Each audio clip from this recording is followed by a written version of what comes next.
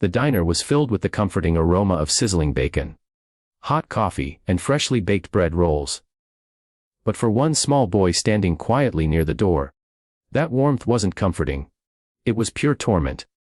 His name was Mason, a frail 12-year-old whose thin frame and hollow cheeks spoke of days without a real meal. His sneakers were torn at the edges. His faded T-shirt hung loose, and his stomach growled so loudly he tried to muffle the sound with his hands. He had been wandering the streets for hours, politely asking strangers if they could spare a piece of bread or a few coins for food. But hope was wearing thin, because not everyone believed in kindness. From behind the counter, the diner manager, a heavyset man named Curtis, spotted Mason lingering near the stools. But he didn't see a starving child, he saw what he thought was a pest. An eyesore that didn't belong in his spotless establishment. When Mason softly asked if there might be any leftover bread, Curtis's expression twisted into irritation. Before the few customers present, he snapped cruelly, his voice echoing through the diner. He grabbed the boy by the shoulder and shoved him outside, shouting for him never to come back. Mason stumbled onto the burning pavement, his face flushed with shame, his eyes welling with tears. He didn't cry out. He just sank to the ground beside the diner wall, drawing his knees to his chest. Through the window, he watched plates of pancakes and omelets glide past, each one a painful reminder of what he didn't have. It was heartbreak in its purest form. A hungry child, rejected and invisible in a world that looked the other way. If you believe that no child should ever be left hungry, that compassion should outweigh judgment, take a moment to like this video, share it, and subscribe to Limitless Truth. Together, we can remind the world that kindness still matters. Moments later, the quiet hum of the street was broken by a deep, steady rumble. The unmistakable sound of motorcycles approaching. One by one, a line of powerful bikes rolled to a stop in front of the diner, chrome glinting under the afternoon sun. The locals glanced up from their coffee cups, murmuring nervously, "The Hells Angels are here." 10 men stepped off their bikes. Broad-shouldered, leather-clad, their jackets stitched with wings, skulls, and fire. Tattoos marked their arms, and their presence commanded the kind of respect that made even Curtis, the rude manager, stand up straighter. Mason looked up too. Fear flickered across his face. He'd heard the same rumors everyone had. That bikers were dangerous, reckless, intimidating. But what caught his attention wasn't their size. It was the way one of them, a tall man with silver hair beneath his helmet, paused when he noticed the boy sitting alone by the wall. The biker crouched down, his eyes softening as he took in the boy's trembling hands and cracked lips. His name was Rocco.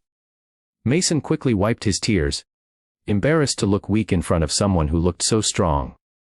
Rocco didn't say a word. Instead, he stood, motioned to his crew, and walked straight into the diner.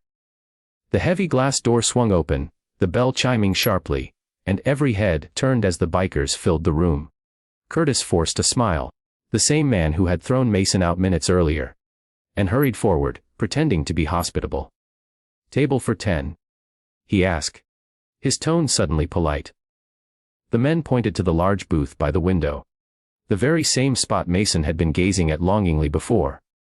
They slid into the seats, leather creaking, the room growing tense and quiet.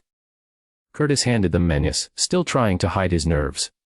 But before he could walk away, Rocco's deep, gravelly voice stopped him. "Hey," he said, his tone calm but firm. "That kid outside. Why's he sitting on the sidewalk?" The question sliced through the diner's silence. Every customer paused to listen. Curtis stammered something about the boy being a beggar, about not wanting trouble near his paying customers. He laughed awkwardly, hoping the bikers would let it go. But the laughter died when Rocco leaned forward, his tattooed fists resting on the table. His voice dropped low. "Bring him in," he said. "Feed him. On our tab."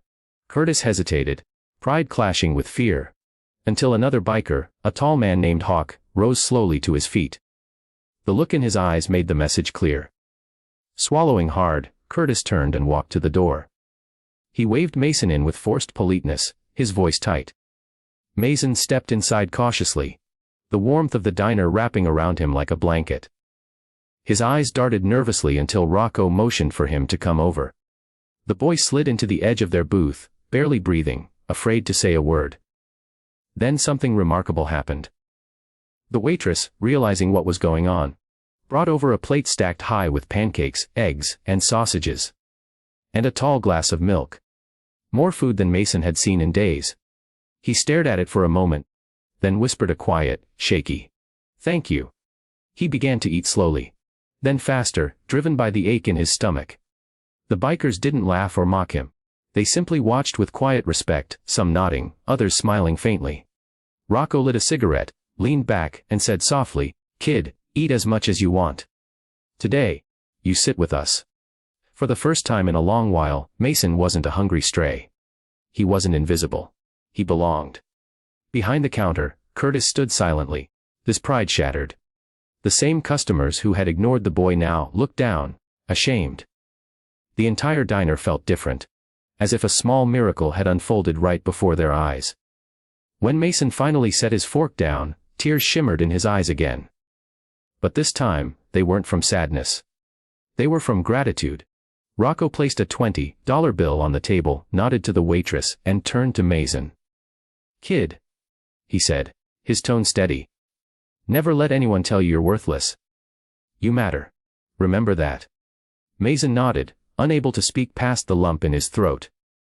Those words would echo in his heart for the rest of his life. If this story touched your soul, please like, share, and subscribe to Limitless Truth, where every story reminds us that compassion will always outshine cruelty.